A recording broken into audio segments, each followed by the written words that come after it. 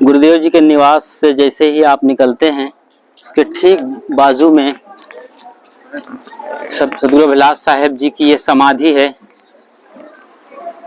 परम पूज्य सदगुरु अभिलाष साहेब जी के आदेशानुसार एवं कबीर पारक संस्थान कबीर आश्रम की प्रबंध कार्य समिति के निर्णय अनुसार आश्रम परिसर में कहीं भी किसी भी संत भक्त के शरीर की समाधि नहीं दी जाएगी। गुरुदेव जी चूंकि आश्रम के संस्थापक थे, सब कुछ थे, A to Z जो कुछ कह सकते हैं, तो केवल उनकी ही यहाँ समाधि रहेगी। अब कोई समाधि यहाँ आने वाले दिनों में, सालों में नहीं बनने वाली है। बिजक मंदिर इस रोड के उस पार, इस पार समाधि, सामने निवास गुरुदेव जी का। तो चलिए अब देखते हैं इस समाधि को अंदर से और बड़ी बारीकी से। ये छोटा सत्संग हाल ठीक सामने है और ऊपर ग्रंथालय, समाधि स्थल।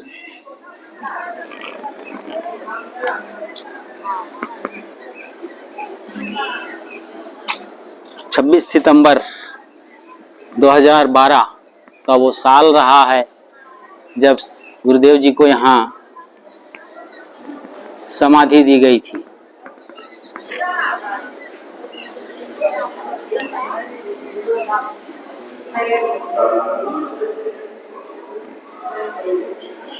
ये शांत कमरा है, यहाँ सिर्फ बैठ करके गुरुदेव जी के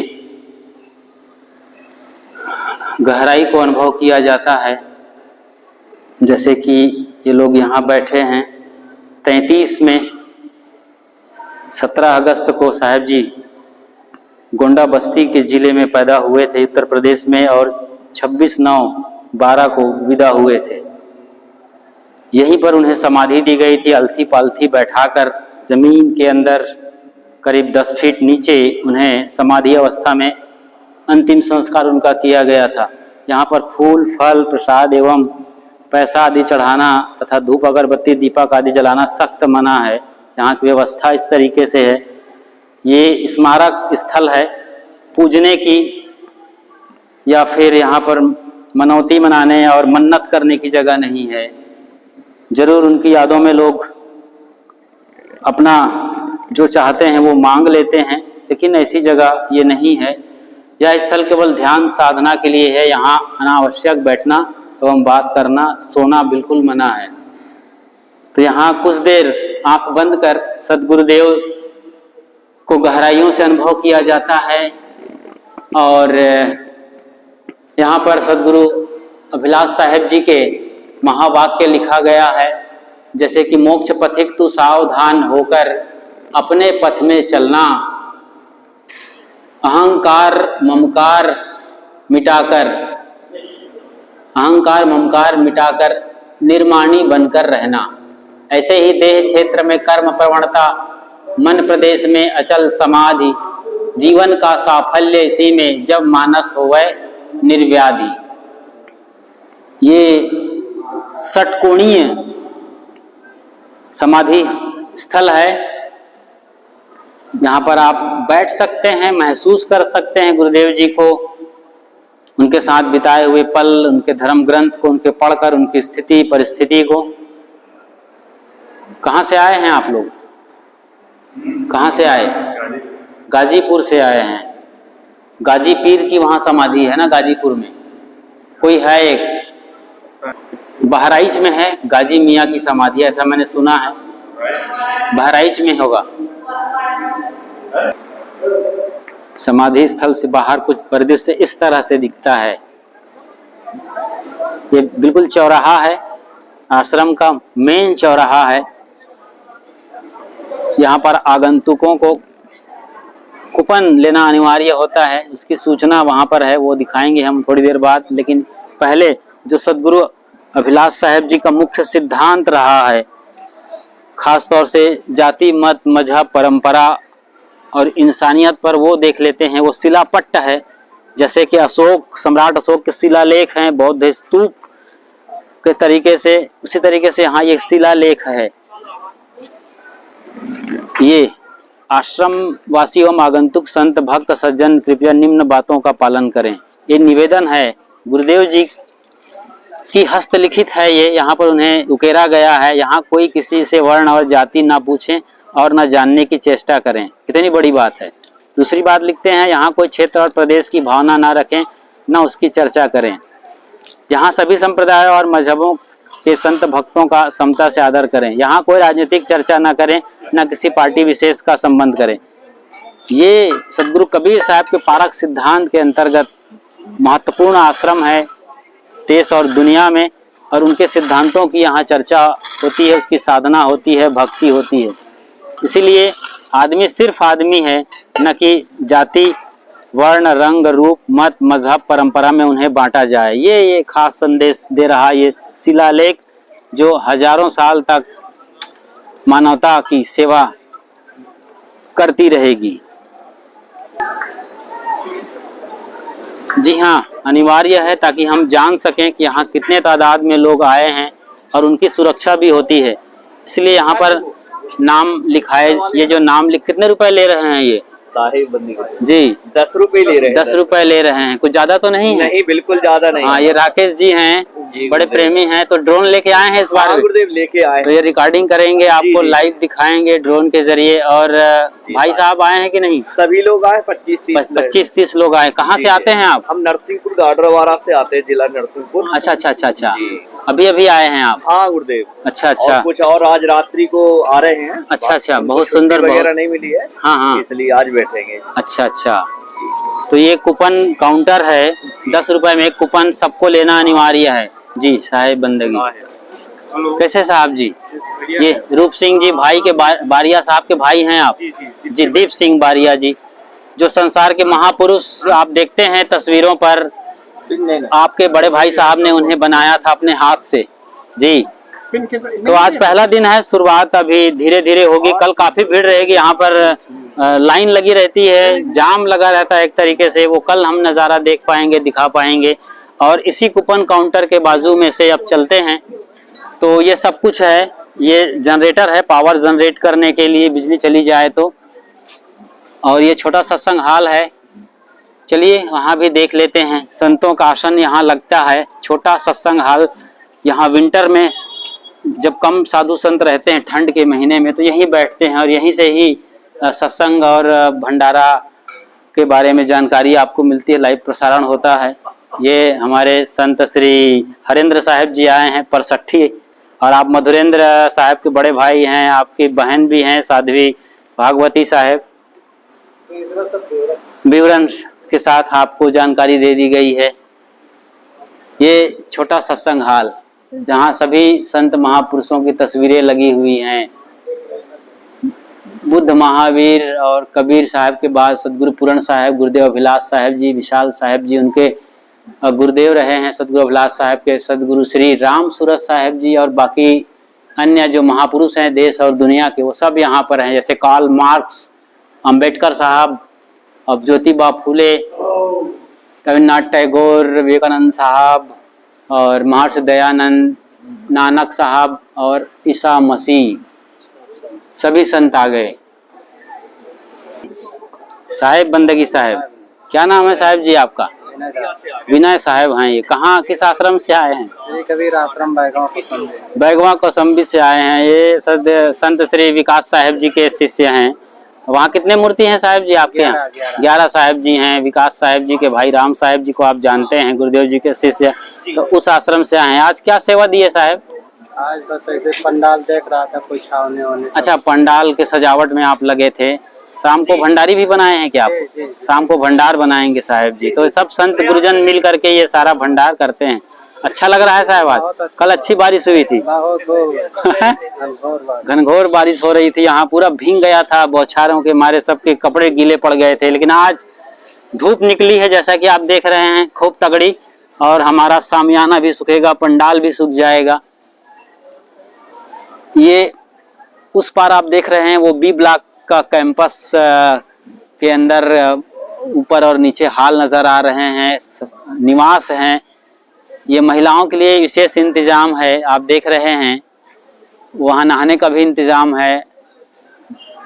तो इस तरीके से यहाँ इंतजामात किए गए हैं कि यहाँ ये जो बड़ा सत्संग हाल है, 360 फीट चौड़ा है ये और लगभग 150 फीट, माफ करें 360 फीट लंबा है। ये लंबाई वहाँ मंच से लेके यहाँ तक की 360 फीट की है और इसके आधे की कहना चाहिए 120 फीट या 100 फीट के आसपास से इसकी चौड़ाई है। यहाँ जगह नहीं होती है, इतनी तादाद में लोग आते हैं, उनके लिए इंतज़ाम ये किया गया है। पुआल बिछा दिए गए हैं, उसके ऊपर ये दरी, मैट और बाकी जो लोग आए हैं अपनी चादर वगैरह बिछा कर लेटे हैं। यदि बारिश हुई फिर से तो यहाँ सबके लिए इंतज़ाम हो जाएगा, रहने और बसने के लिए, सत्संग के लिए।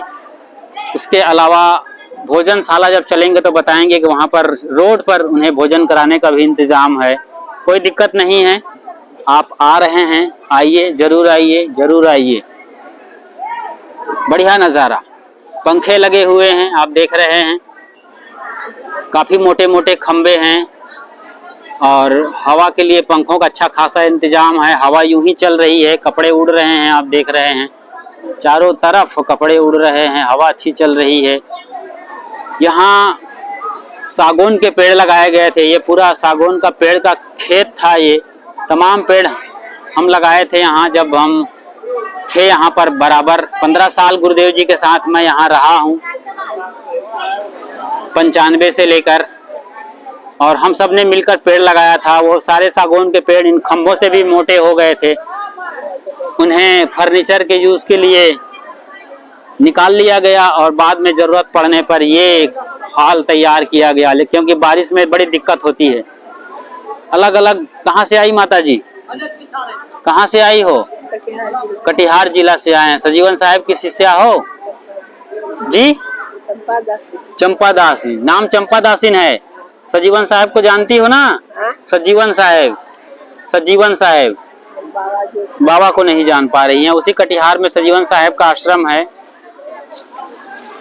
तो बिहार से, मध्य प्रदेश से, छत्तीसगढ़ से, राजस्थान से, गुजरात, दिल्ली के इलाकों से, उड़ीसा से भी लोग आते हैं। मतलब पूरे मध्य भारत से लेके ईस्ट और नॉर्थ और टॉप जम्मू कश्मीर तरफ से भी लोग आते हैं। कहाँ से आए हैं आप? जयनगर से, मधुबनी बिहार। मधुबनी बिहार, जयनगर से आए हैं जी। बढ़िया है, आराम है, कोई शिकायत? कोई शिकायत नहीं है, बहुत सुंदर। आप सबका प्रेम, गुरुदेव जी का आशीर्वाद यहीं से।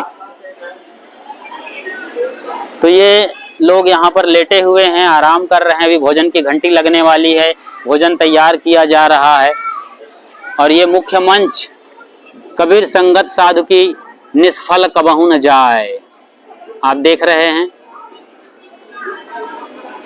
बच्चे खेलते हैं, जहाँ भी जाइए बच्चे तो बच्चे होते हैं, उनकी अपनी मस्ती होती है।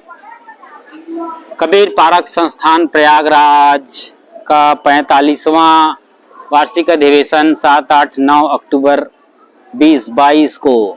पूरा मंच तैयार है, 80 फीट ये चौड़ा मंच है।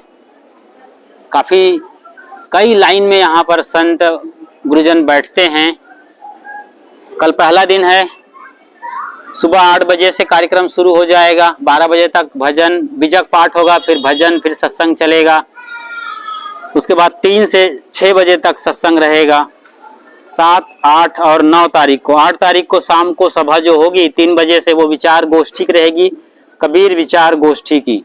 एक और भवन यहाँ पर बनवाया गया है, बल्कि रूम है एक, वो रूम पहले से बना हुआ था। ये मीडिया रूम है जहाँ पर तमाम सुविधाएं उपलब्ध हैं।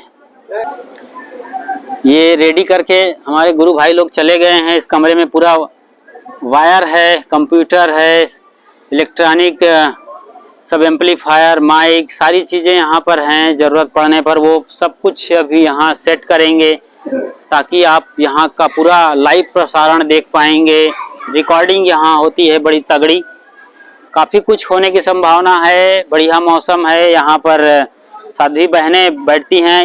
ये जो रिबन का घेरा लगाया गया है इस पूरे इस तरफ, वहाँ से लेके यहाँ तक, ये इस इलाके में साध्वी बहनें और प्रवचन के दौरान मंच पर बैठती हैं। बाकी सब भक्तों के लिए यहाँ रिजर्व है, कोई VIP जोन नहीं होता है। सब गुरुदेव के प्रेमी हैं, यहाँ बैठते हैं। सदगुरु अभिलाष साहेब जी के सारे शिष्य हैं, देश के कोने कोने से यहाँ आए हुए हैं। हजारों की तादाद में इस साल मौसम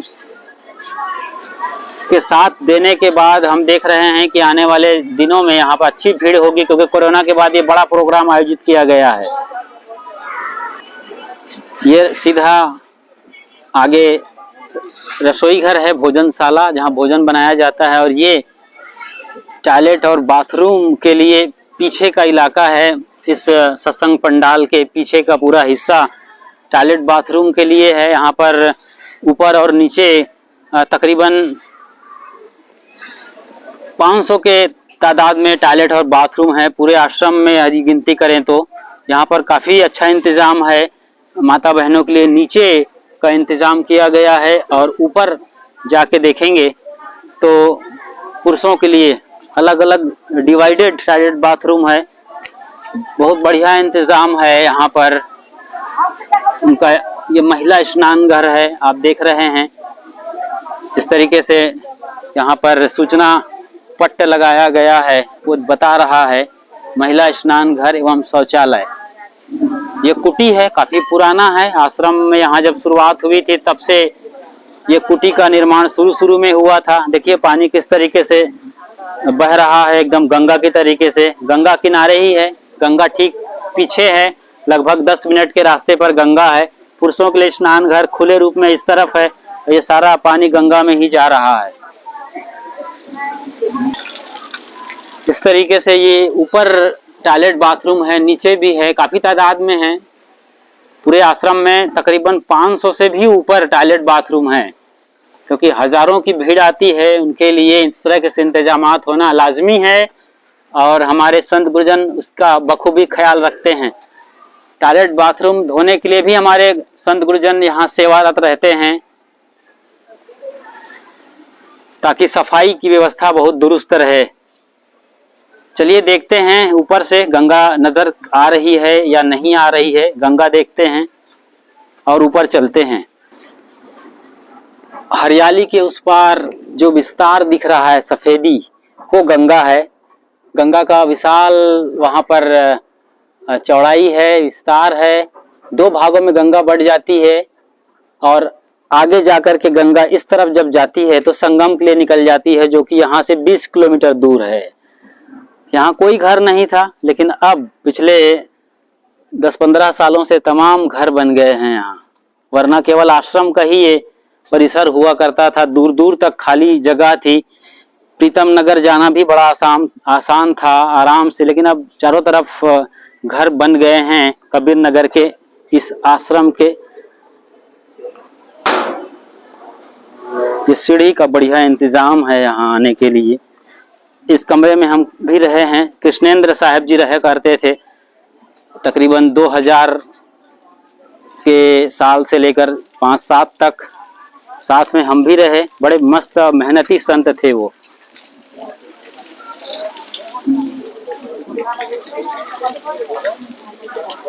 इस तरीके से साधु संत एक दूसरे का बाल बना देते हैं।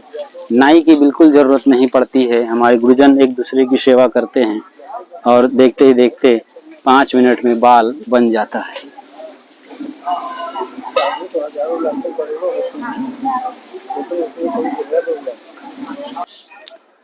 कल जो बारिश हुई है उससे यहाँ पर जल भराव हो गया है। ये खेत रहा है, यहाँ पर खेती हो जाती है, सब्जी वगैरह लगाते हैं आश्रम के संत जन। और अभी कुछ दिन पहले ही सब्जी वगैरह निकाली गई है, और उसको यहाँ टेंट और रावटी के लिए जगह रिजर्व की गई थी। ये बल्लियाँ गाड़ दी गई थी, इस पर सामियाने बांधने वाले थे, मगर इसी बीच पानी आ जाने से अभी ये मुश्किल हो गया है। जब सूखेगा तभी कुछ हो सकता है, लेकिन अब मौका कम है। लेकिन जगह पर्याप्त है। ये पक्की रोड है, चारों तरफ पक्की रोड बनी है, जैसे कि मैंने बताया रिंग रोड के तरीके से। लगभग इसकी लागत जो है 60 से 70 लाख की है, ऐसा मैंने सुना है। 60-70 लाख में तैयार हुई है रोड। और अब जो गीली मिट्टी रही है, नमी आ गई तो उस पर बालू डलवाया जा रहा है।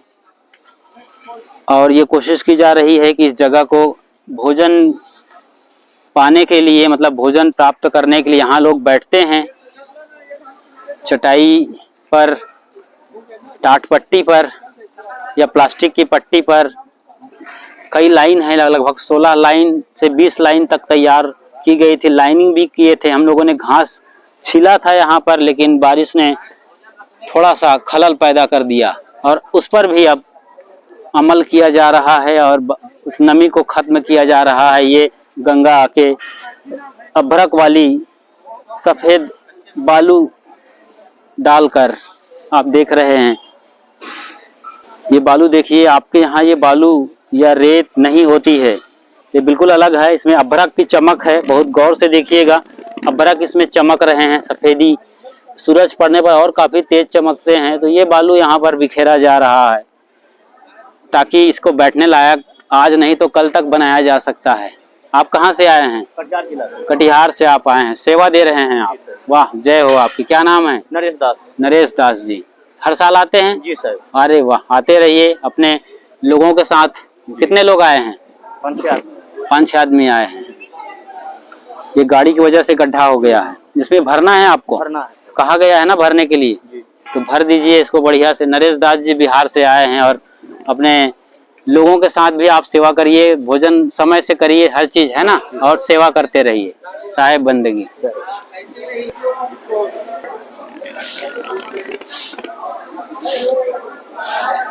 संत महात्माओं के लिए ये भोजनशाला है जहाँ वो भोजन बैठ करके पाते हैं। रिजर्व रहता है ये ताकि और लोग ना आएं, और बाकी भक्तों और श्रद्धालुओं के लिए ये पूरा परिसर है। फिलहाल आज लगता है कि रोड पर ही भोजन कराया जाएगा, जैसे कि झाड़ू लगाया जा रहा है। कहाँ से आए हैं आप? हम बलिया से आए। बलिया से आए हैं। क्या करेंगे यहाँ? यहाँ सेवा में है। हाँ, सेवा करना, बढ़िया सेवा करिए। चलिए बिछाइए ये। तो ये टाट और प्लास्टिक की पट्टी है, उसे बिछाई जाएगी यहाँ, इसी पर बैठ करके ही भोजन किया जाएगा। ये भोजनशाला मुख्य रसोई घर, किचन, पाकशाला जिसको कहना चाहिए, इसके अंदर परमानेंट भोजन भंडार है। और ये कार्यक्रम के दौरान इस टीन सेट के नीचे बड़े बड़े चूल्हे में यहाँ भोजन बनता है। भोजन बन गया है, घंटी लगने वाली है, उसकी तैयारी हो रही है। और गुरुजन बैठे हैं वहाँ, संतजन जो भोजन बनाए हैं सब थोड़ा सा आराम की मुद्रा में हैं। अभी कुछ पल फिर तमाम लोग आ जाएंगे। लगातार लोग आ रहे हैं, ट्रेन से आने की खबरें मिल रही हैं, बस से, ट्रेन से, अलग अलग तरीके से लोग आ रहे हैं। और लगातार ये देखिए भरत राज द्विवेदी जी यहाँ बैठे मुस्कुरा रहे हैं। आइए इनसे मिलते हैं। ये तो कितने साल से आते हैं साहब आप? 27 साल। 27 साल पूरे हो गए। क्या नाम है आपका? भरत राज द्विवेदी जी। कहाँ पर हैं आप? गांव कहाँ है आपका? यहीं से जसरा। जसरा जाते हैं, कितना दूर होगा? यहाँ से आश्रम से तो इलाहाबाद होकर 40 किलोमीटर। 40 किलोमीटर। और जस्ट साउथ में 20 किलोमीटर। 20 किलोमीटर दूर। पूरे बसंती गांव। हाँ। आपके गांव गए हैं, बड़ा प्यारा गांव है, वहाँ बैठते हैं, हर साल आ जाते हैं। ये सब्जी जो लाए हैं, सवेरे सवेरे आप ही जाते हैं? कहाँ जाते हैं सब्जी लेने के लिए? मुंडेरा मंडी से सब्जी आती है। अच्छा, तो परवल भी आया है और बाकी चीजें दिख रही हैं आपको, लौकी, कद्दू, ये सब रोज लाना है सब्जी मतलब? ताजा ताजा। अच्छा, ताजा ताजा जी। हर दिन सब्जी बदलती रहती है, इसे उम्मीद करते हैं। तो इस साल कैसे लग रहा है? कैसे लग रहा है इस साल? बढ़िया है, ठीक है। ठीक है। भीड़ लगातार आ ही रही है, मौसम खुल गया है और ज्यादा आने की संभावना है। यहाँ पर साध्वी बहनें जो विभिन्न आश्रमों से आई हैं, सदगुरु अभिलाष साहिब की शिष्या हैं ये लोग, सभी बहनें, और वो रोटियां बना रही हैं।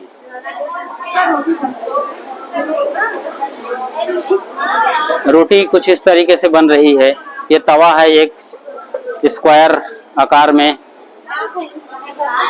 और लोहे के छोटे छोटे स्टेप निकले हुए हैं। उसके साथ गैस की लौ आ रही है, आग निकल रही है, और उस पर ये रोटी खिल रही है।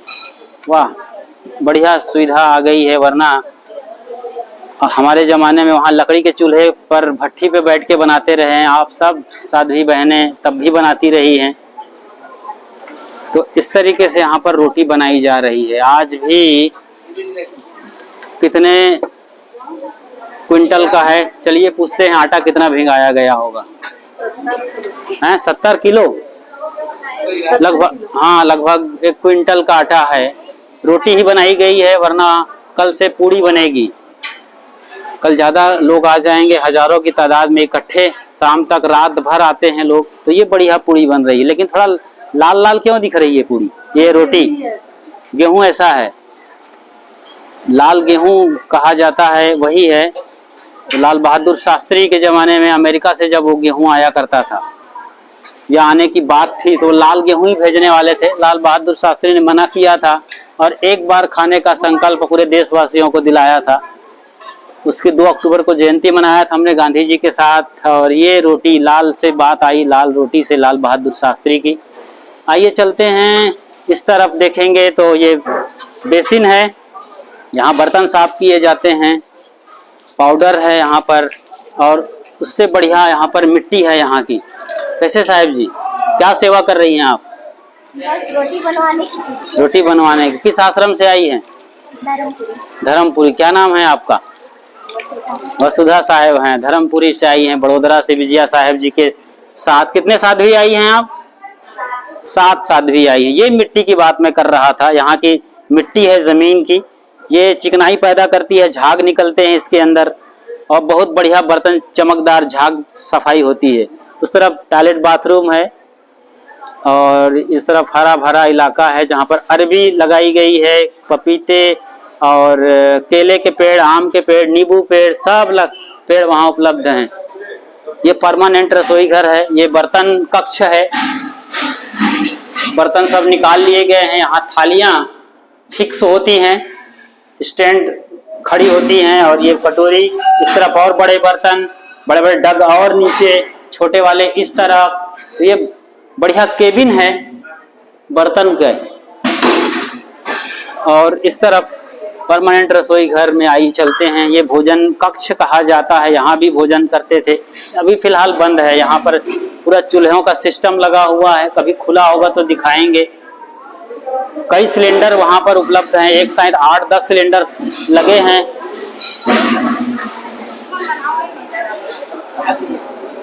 रोटी बनाने की मशीन उस तरफ है, माफ करिए आटा गूंथने की वो दिखाता हूँ मैं आपको। ये बेलन सब कुछ यहाँ पे रखा हुआ है। ठीक है, इधर से जाते हैं हम।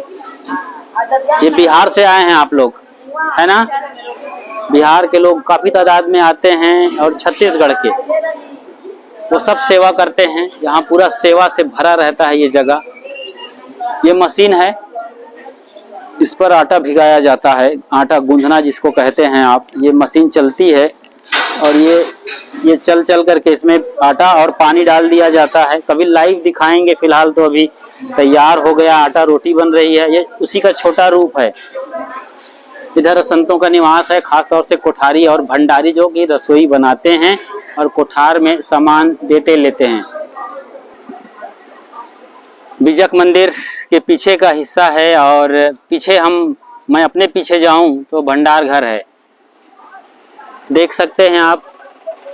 ये कचरा गाड़ी भी आई है, कचरा ले जाती है, सूखा कूड़ा, गीला कूड़ा वो लेके जा रही है।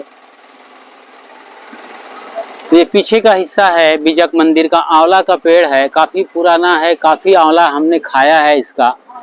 इसके यहाँ अचार भी डाले जाते हैं और मुरब्बा भी बनाया जाता है। उधर एक और पेड़ है गुरुदेव जी के निवास के बाजू में, काफी वो फलता फूलता है। ये बिजक मंदिर है, और ये एक सेवा, ताकि तकलीफ किसी को ना हो, तो रेस्ट रूम तैयार किया गया है। इधर भी इस तरफ महिला स्नान घर है, ये बिल्कुल नया बना है इसी बरस, और ये केवल महिलाओं के लिए है। तो इस तरफ अच्छी सुविधा दे दी गई है। अब ये वही खेत है जहाँ पर कुछ सब्जी वगैरह लगाए रहते हैं गुरुजन, हालांकि ये सागौन पेड़ लगा देने से अब वो बंद हो गया है। और ये बीजक मंदिर के ठीक पीछे का हिस्सा अभी हम देख रहे थे, और उसके बाजू में ये पूरा संत निवास है, ग्राउंड फ्लोर और फर्स्ट फ्लोर की। और यहाँ पर डॉक्टर बैठते हैं फर्स्ट एड के लिए। यहाँ पर चिकित्सा सुविधा है बिल्कुल निःशुल्क। गुरुजन यहाँ पर सेवा दे रहे हैं।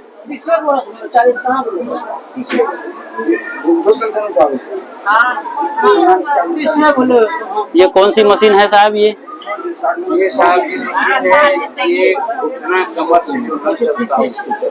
अच्छा, घुटना कमर का तकलीफ हो, ना चलता हो, तो ये मशीन से क्या करते हैं आप? अल्ट्रासोनिक का काम है ये, तो जैसे पैराडिक मशीन है। नहीं तो अच्छा, ये यहाँ पर मतलब आप ये जान जाते हैं कि तकलीफ कहाँ है, तो चलना कैसे होता है? कुछ रिलीफ मिलती है? मैं सर्जन हूँ। हाँ हाँ हाँ, दिल्ली से। जी साहब। मेडिकल साइंस से जी। मेरा काम है कि जो कहीं से नहीं ठीक होते हैं, थक जाते हैं, हाँ हाँ, मेरे यहाँ दिल्ली पे आते हैं और मैं उनको तुरंत ठीक करता हूँ, चाहे वो 80 लाख लगा चुके, 80 लाख रुपए लगा दिए। वाह, बहुत बड़ी बात साहब। मेरे IG DIG नागपुर से सब आते हैं। अपना नंबर बोल दीजिए साहब आप। मेरा number 7982 666 452 doctor CM Sharma MD। 452 हाँ, 452 लास्ट में। आप क्या नाम है बोले आप अपना? Doctor CM Sharma. CM Sharma साहब कहाँ दिल्ली में बैठते हैं? मैं दिल्ली में ही रहता हूँ। दिल्ली में? तो ये केवल चेक करने की मशीन है? नहीं, ये मशीन है कि घुटना से नहीं चल रहा है, उसको चला देंगे, आधा घंटा लगता है। ओ, घुटना जाम हो गया हो उसको, बहुत अच्छी मशीन है। बहुत सुंदर सेवा, निःशुल्क सेवा दे रहे हैं साहब। क्या बात, जय हो आपकी, अनंत उपकार आपका। मेडिसिन भी लेके आए हैं? मेडिसिन भी लेके आए हूँ, अभी आश्रम का ही सेवा है। हाँ हाँ, आज पहला दिन है और लोग इस तरीके से यहाँ पर जिनको जरूरत हो जरूर लीजिए। किसी को तकलीफ है घुटने का और कमर का, घुटने का, उसको हाँ तो ट्रीटमेंट करेंगे। CM शर्मा साहब जी हैं आप। बहुत सुंदर। और इसी चिकित्सा सुविधा के बाजू में ये सत्संग हॉल है परमानेंट, यहाँ जैसे बीजक मंदिर नाम दिया गया है। सदगुरु अभिलाष साहब जी यहाँ पर बैठ करके अपना सत्संग दिया करते थे, आशीर्वाद बांटते थे। ये मुख्य उनकी गादी उधर है, वो किनारे में उनकी गद्दी लगी है, लेकिन अब वो यूज नहीं होती है तो पैक करके रख दिया गया है। यहाँ बैठते थे और अपना आशीर्वाद साहब बांटा करते थे। आज भी यहाँ के वर्तमान प्रमुख पूज्य संत श्री धर्मेंद्र साहब जी यहाँ से बीजक पढ़ाते हैं। संत साधक यहाँ पर बैठते हैं।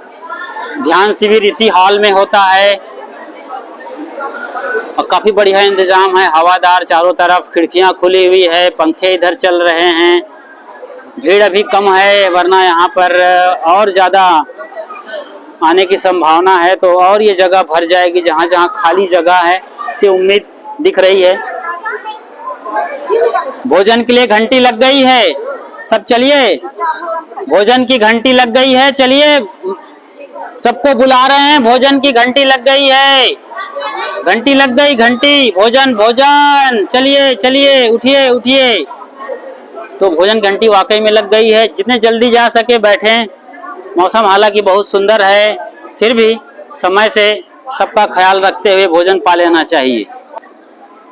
गुरुदेव जी के निवास के ऊपर जाने के लिए ये सीढ़ी है, इससे हम ऊपर जाते हैं और यहाँ से काफी बड़ा इलाका हम कवर कर सकते हैं, देख सकते हैं, दिखा सकते हैं।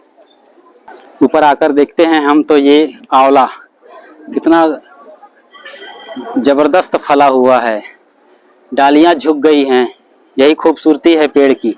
और ये शरीफा भी तैयारी में है फल आने के, इसके भी। और उस तरफ चीकू और भी तमाम पेड़, और ये सामियाना भी सूख रहा है, जो कल भारी बारिश में भीग गया था, वो सब बढ़िया कुछ होने जा रहा है। इसी के नीचे ही बालू डाला जा रहा है। भोजनशाला है, यहाँ बैठकर खाने का प्रबंध इंतजाम होता है। सागौन के पेड़ और ये संतों का निवास है, इधर भी और इधर भी कपड़े सुखाने का इंतजाम उधर पूरा दिख रहा है। चलो ऊपर से देख लेते हैं। इस तरफ से हम और ऊपर चलते हैं। लेकिन बहुत एक दुखद घटना ये हुई इस पेड़ के साथ कि बिजली गिर गई। ये बहुत जबरदस्त बेल का पेड़ रहा है। बड़े बड़े पेड़, माफ करिए, बड़े बड़े फल इस पर लगते थे। ये बेल के फल दिख रहे हैं, कद्दू के बराबर इसमें फल लगते थे। अच्छा खासा साइज का एक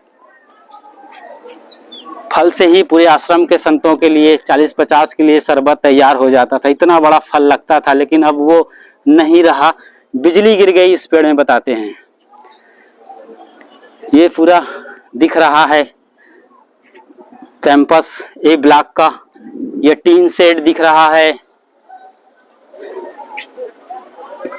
सत्संग हॉल का, और ये भोजन करने की जगह, और उधर भोजन निर्माण यानी पाकशाला, और ये भोजनशाला, वो पाकशाला के ऊपर साध्वी बहनों के लिए नया कमरे या हॉल, हाँ कहना चाहिए नई जगह तैयार कर दी गई है कमरे और हॉल के रूप में।